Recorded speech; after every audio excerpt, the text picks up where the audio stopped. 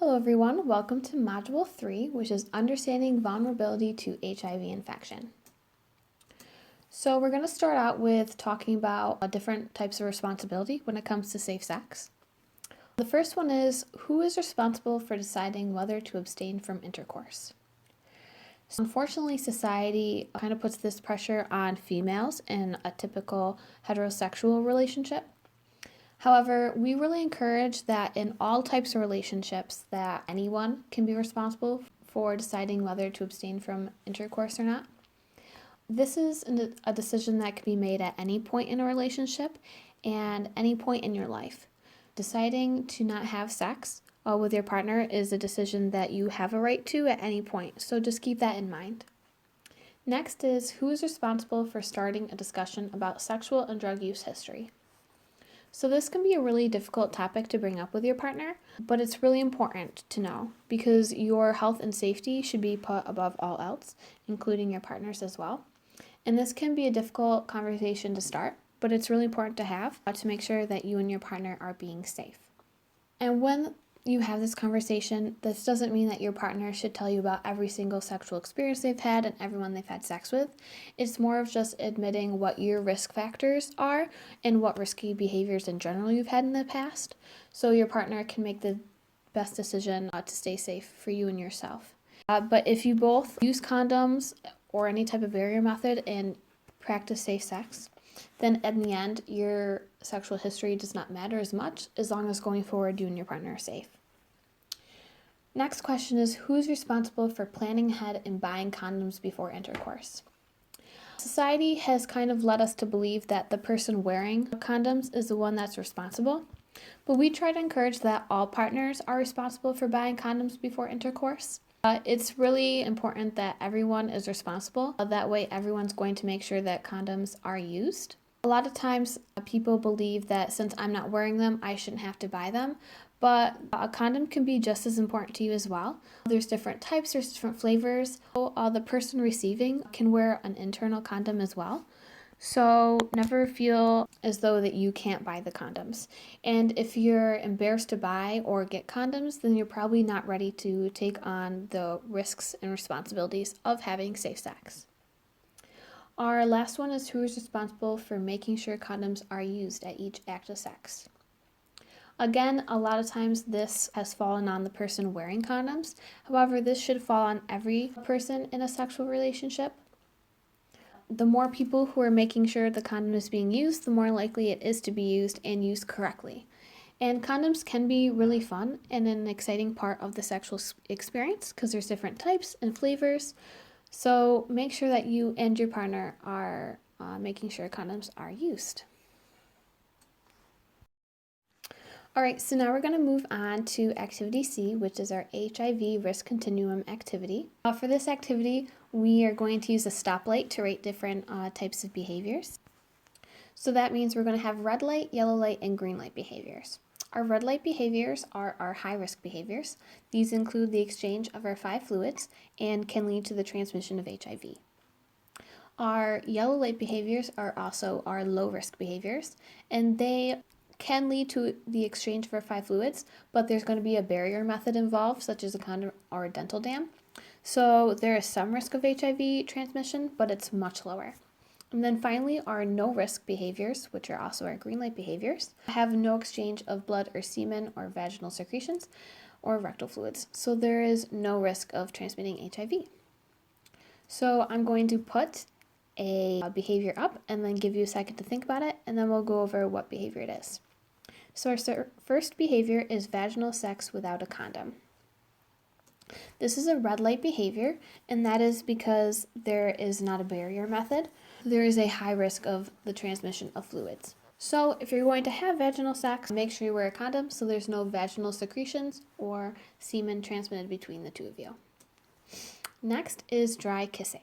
Dry kissing is a green light behavior, and that is because the only fluid that may be transmitted between the two of you is saliva. But as we've discussed, saliva does not transmit HIV, so you do not have to worry about getting HIV. Next is having protected sex with a person who is having sex with other people. This is a yellow light behavior. It is yellow light because while you're having sex with someone and they're having sex with other people, you and your partner are using a condom. There is a very low risk because the chances of the fluids being transmitted between the two of you are low. Next is romantic conversation.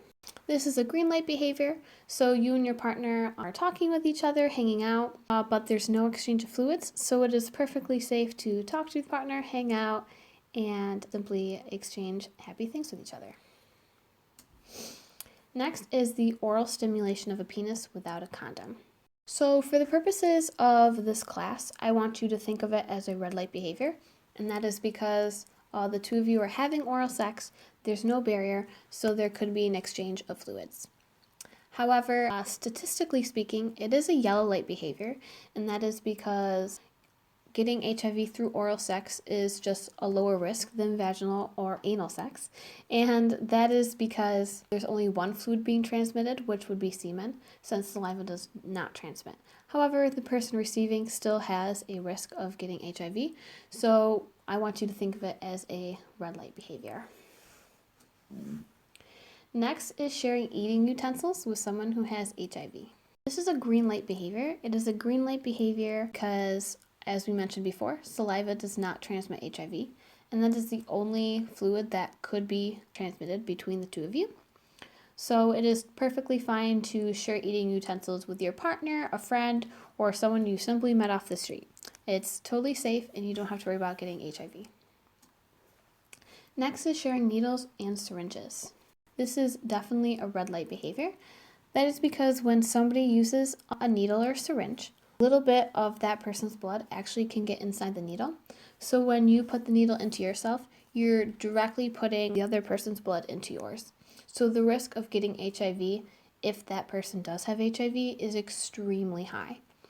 So if you are going to use needles or syringes for any reason, legal or illegal, make sure that they are sterile new needles. Next is anal sex with a condom. So anal sex with a condom is, for the purpose of this class, think of it as a yellow light behavior because you are having sex, which is risky, but you're using a barrier method, so the risk is low. However, if we're talking about a statistical perspective, then it is a red light behavior. That is because of oral, vaginal, and anal. Anal sex is the most risky for two reasons. First, when it comes to your anus, it is tighter and does not lubricate the same way a vagina does. So it is more likely to tear. So if you use lubricant and really take things slow and talk with your partner, then will be as risky as vaginal sex would be. But it's really important to take that extra time and use lubricant if you're going to have anal sex, regardless of whether you're using a condom or not. Next is self-masturbation. This is a green light behavior. That is because while there are fluids moving around, they are all your own, so you don't have to worry about anything being exchanged between you and another person. So self-masturbation is a really safe and healthy way to explore your sexuality and yourself and not have to worry about HIV transmission. Mutual masturbation. So mutual masturbation is when you and another person masturbate at the same time together. This is a green and yellow light behavior. So if you are purely doing mutual masturbation, that is a green light behavior. There are fluids, but they're staying with the respective person, so you don't have to worry about any transmission. However, when mutual masturbation happens, people tend to end up touching each other and even ending up going further than purely masturbating. So we recommend that if you are going to have mutual masturbation, make sure you thoroughly wash your hands before touching your partner if you have already touched yourself. And keeping barrier methods on hand. So if it does go any further, then you and your partner are not transmitting any fluids between each other. Next is practicing abstinence. This is a green light behavior. This is the safest way to prevent the sexual transmission of HIV. So if you want to be safe, then just don't have sex. Next is vaginal sex with a condom. That is the yellow light behavior. Sex always carries a risk of HIV transmission, but if you use a condom, your risk will be low. Next is a massage. Massage is a green light behavior.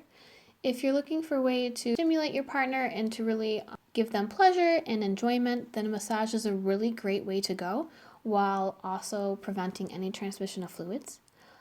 If you're going to take this route, however, I would recommend that you have protection on hand or have a conversation with your partner about what your boundaries are. Massage does not lead to anything else, or if it does and you and your partner are okay with that, you are protected. Having sex with multiple partners without using a condom. This is a red light behavior for two reasons. First of all, not using a condom when having sex, as we've mentioned, is a red light. There's an exchange of fluids, and it only takes one cut or tear to lead to HIV transmission. And having sex with multiple partners in itself is going to increase your chances because more people, more exposure. So if you're going to be having sex with multiple partners, please, please, please use protection. This is going to protect you and all the partners you are having sex with.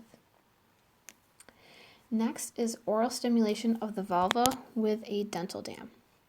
So if you don't know what a vulva is, when we think of the female genitalia, we typically think of the vagina, and a lot of people think that the entire genital region is the vagina.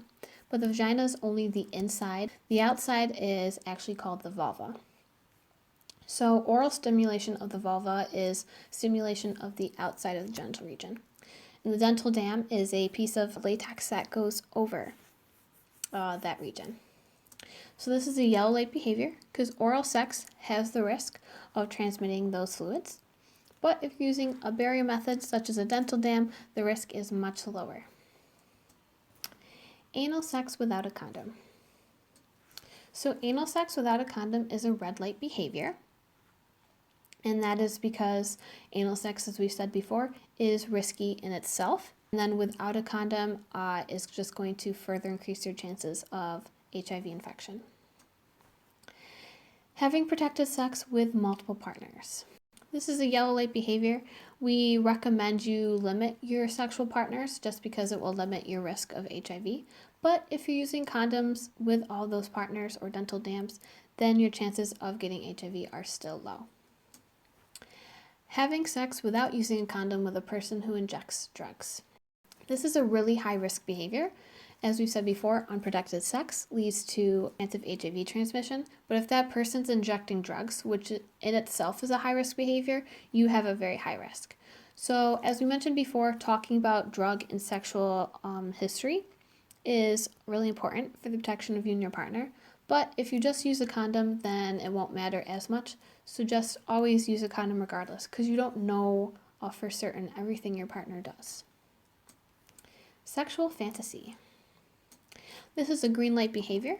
Thinking about sex or sex-related things is completely safe. There's no transmission of fluids. So this is another great way to just explore your sexuality and your desires and thoughts without having to transmit any fluids. Next is touching someone who has HIV. This is a green light behavior. As we mentioned before, casual contact is completely safe with either your partner or friends, family, and total strangers. So hugging someone with HIV is completely fine. Next is flirting. Flirting is a green light behavior. This is completely safe because there's no transmission of fluids.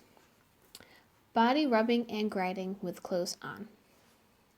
This is a green light behavior. If your clothes are on, there's no transmission of fluids. However, again, as I mentioned with the massage, I would recommend you have protection on hand or make sure you have open communication with your partner so things do not get any farther than you wish. And if they do get farther and you're okay with that, you have protection. Next is hugging. This is a green light behavior. This goes back to our casual contact. There's no exchange of fluids, so you and another person would be completely safe to hug. Next is having sex with only one person, which is also known as monogamy. This one is a tricky one. This one is actually all three, red, yellow, and green.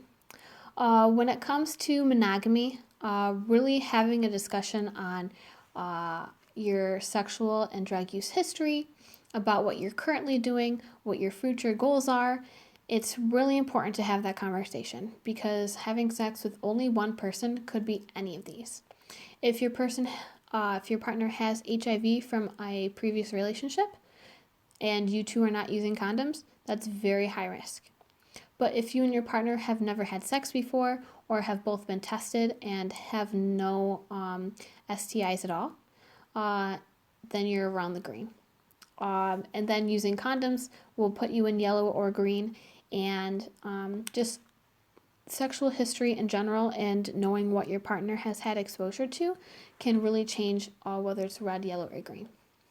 We would recommend that you always use a condom regardless of whether you're in a monogamous relationship or not. That's going to help keep you in the yellow or green. And then really having that conversation and talking with your partner will be able to let you know where in the spectrum you and your partner lie. So for a quick wrap up, we're going to go over all the methods of HIV infection. They are unprotected sex with an infected partner, sharing needles or works, and the women passing the virus to a fetus during pregnancy or to an infant through breast milk. So those are the 3 ways. But if you always use a condom, then you do not have to worry about this.